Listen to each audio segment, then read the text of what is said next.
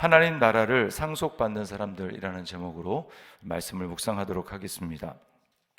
자, 먼저 오늘 예수님을 자신을 어떤 모습으로 보이시냐 하면 심판하는 권세를 가지신 분으로 말씀하고 있습니다. 31절에 보니까 자기 영광의 보좌에 앉으리니 이렇게 말씀을 합니다. 예수님은 마지막 때에 자기 영광의 보좌에 앉으실 분이다 이렇게 이야기를 합니다. 이것은 재림 때에 되어질 일을 말씀합니다. 주님은 사도행전에 보면 하늘로 올리우심을 본 그대로 다시 오시리라 이렇게 말씀을 합니다. 하늘로 어떻게 올라가십니까? 구름을 타고 천사들의 호의를 받으시면서 주님은 올라가십니다. 그 모습 그대로 주님은 영광스러운 모습으로 천사들과 함께 마지막 때에 오실 때 천사들과만 오시는 것이 아니라 그때 달라진 것은 예수님을 믿고 죽은 영혼들, 아직 몸을 입지 못한 죽은 영혼들과 함께 같이 오십니다. 그때 같이 오시죠.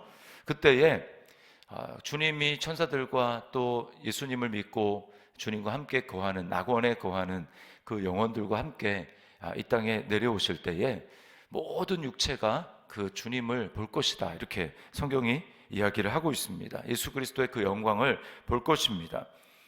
자, 그때에 어떤 일이 일어납니까? 오실 때에 먼저 예수님과 함께 죽은, 그래서 예수님과 함께 천사들과 함께 이 땅에 내려오는 그 영혼들이 자신의 죽은 몸, 그 몸을 입게 될 것입니다. 그 몸을 입음과 동시에 예수 그리스도와 똑같은 부활의 영광스러운 몸을 입을 것입니다. 그리고 그와 거의 동시에 이 땅에 그때 주님이 재림하실 때 아직 육체적으로 살아있는 이 땅에 예수님을 믿고 주님의 재림을 기다리는 그 사람들은 어떻습니까? 그 사람들은 주님을 보면서 동시에 자신의 몸이 예수님과 같은 부활의 몸으로 변화되어서 공중으로 끌어올려진다라고 말씀합니다. 그래서 공중에서 예수님을 영접하고 또 이 땅에 오는 먼저 믿은 영혼들을 우리가 같이 만나게 되는 것입니다. 자, 그래서 그 다음에 어떻게 됩니까? 그 다음에는 이 믿지 않는 영혼들, 그 당시 예수님을 믿지 않는 영혼들도 이제 부활을 하게 됩니다. 근데 그들은 예수님과 같은 영광스러운 몸을 가진 부활이 아니고 죽지는 않지만 영광스러운 몸을 입는 부활은 아닙니다. 그런 상태로 보좌에 서게 됩니다. 주님을 백보자라고 하죠. 흰 보좌 위에 영광을 가지고 앉으셔서 이제 심판을 하십니다. 그때에 주님과 같이 영광스러운 몸을 입은 사람들은 오늘 보니까 양과 같은 오른쪽에 서게 될 것이고, 그런 몸이 아닌 사람들은 왼편에 서게 됩니다. 그래서 심판을 주님으로부터 받게 됩니다. 자, 32절과 33절에 보면 모든 민족을 그 앞에 모으고 구분하기를 이렇게 이야기를 하죠. 양과 염소를 나눈 것 같이 나누게 됩니다. 자, 이때 어떤 심판을 받게 됩니까? 특별히 왼편에 선 자들, 믿지 않는 사람들, 그 사람들은 어떤 심판을 받게 됩니까? 41절에 보니까 나를 떠나 마귀와 그 사자들을 위하여 예비된 영원한 불에 들어가라 이렇게 말씀을 합니다. 이게 지옥입니다.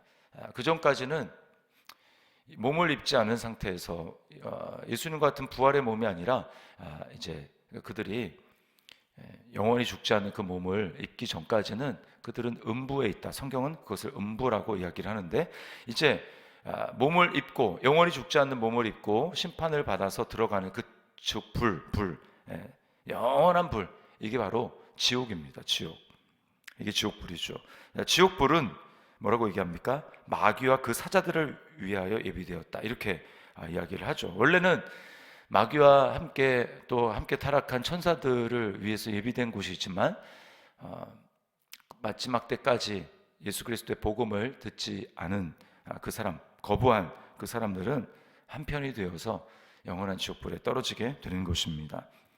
하나님을 거부했기 때문에 이제 영원한 하나님이 없는 세계 가운데 거하게 되는 것입니다. 이것이 지옥입니다. 지옥은 영원히 하나님이 없는 곳에 거하게 되는 것입니다. 그곳에서 고통을 받는 것이죠. 반면에 그리스도를 믿은 성도들은 어떻게 됩니까? 그날에 주님 앞에서 이 땅에서 행한 일에 대한 상급을 위해서 심판을 받게 됩니다. 그것은 이 땅에서 그리스도의 믿음으로 행한 일에 대해서 그날에 낱낱이 밝혀지게 될 것입니다. 많은 사람들 앞에서 우리가 오른손이 한 일을 왼손이 모르게 하고, 또 우리가 주님을 위해서 남모르게 행했던 모든 수고, 선행에 대해서 그날에 낱낱이 다 밝혀질 것입니다.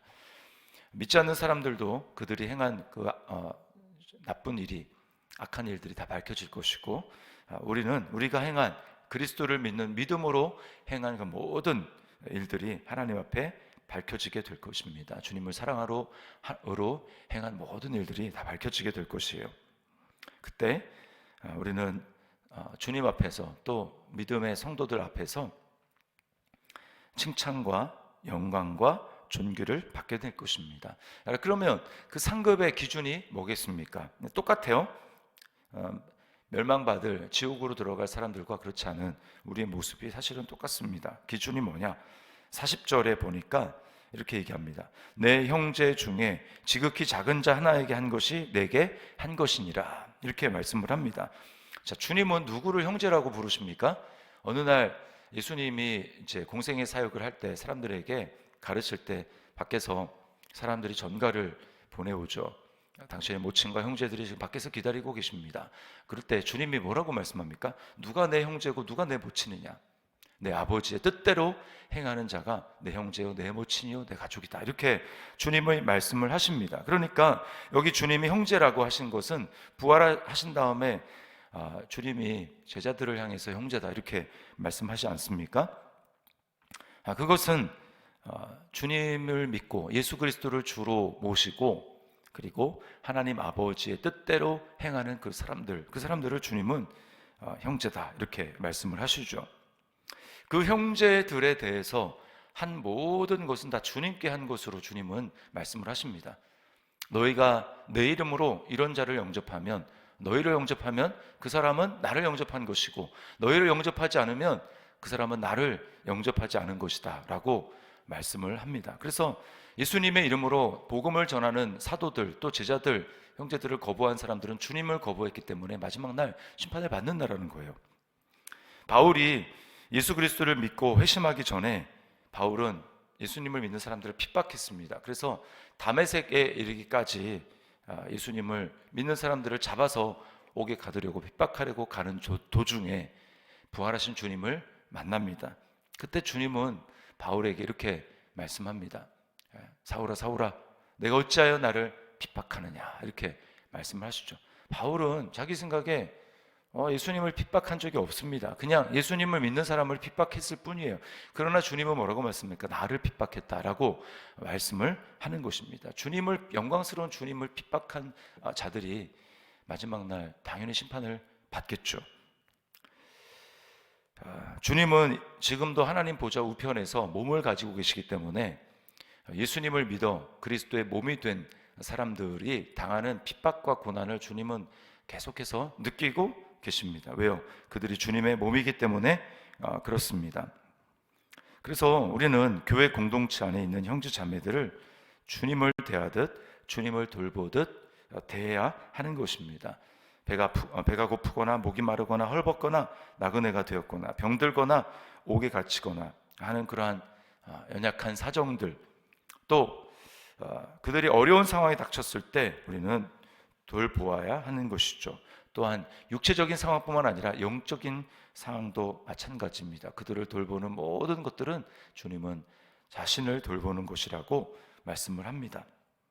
바울은 그래서 이방 지역의 사도행전을 보면 복음을 전한 이후 거기에 교회가 세워지고, 그렇게 됐을 경우에 늘 신경 썼던 것이 자기가 복음을 전하고 또 자기가 속해 있는 그 교회들이 어려움을 당하는, 기근이 당할든지 극심한 가난에 처했든지, 그러면 예루살렘 교회가 주로 많이 그랬는데, 그러면 고린도가 됐든지 마게도냐 교회가 됐든지 그들에게 가서 연보를 하라고 했습니다. 그래서 우리가 어려움에 처한 형제 자매들 도와야 된다. 그들은 예루살렘 교회 성도들의 얼굴을 본 적도 없어요. 그러나 바울 사도는 그들에게 예수 그리스도가 너희를 위해서 가난하게 되신 것은 가난한 너희로 하여금 부유하게 되게 하려 하십니다. 이렇게 말씀하면서 적게 심은 자는 적게 거두고 많이 심은 자는 많이 거둘 것이다 라고 하면서 그들로 하여금 이 연보하는 일에, 가난한 자를 돕는 연보하는 일에 동참하라고 그렇게 말을 했습니다. 그리고 그 받은 연보를 이제 예루살렘 교회에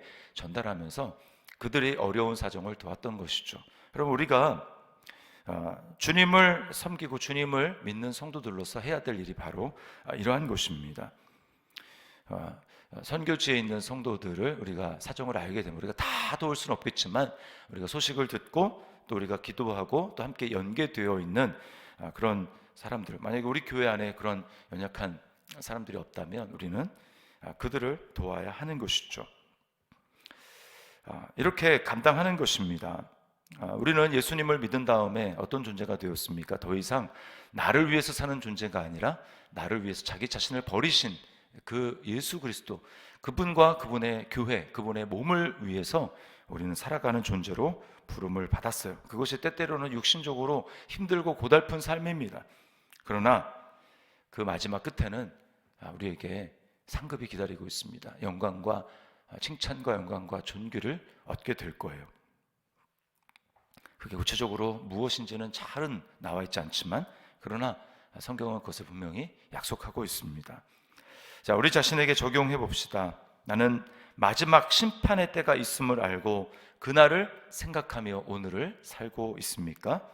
이 땅에 육체로 사는 이때는 그리스도를 따르며 그리스도의 마음으로 형제 자매들을 부지런히 돌보고 섬기는 기회임을 알고 있습니까? 그리고 나는 그 기회를 잘 선용하고 있습니까? 이렇게 행하는 사람들이 마지막에 하나님 나라를 상속받을 것이라고 주님이 말씀하고 있습니다. 오늘 이 말씀을 기억하면서 우리 주님 앞에 이러한 모습으로 믿음으로 주님을 사랑하는 그 모습으로 우리 공동체 안에 형제 자매들을 섬기며 나아가는 한 날이 될 수 있기를 주님의 이름으로 축복합니다.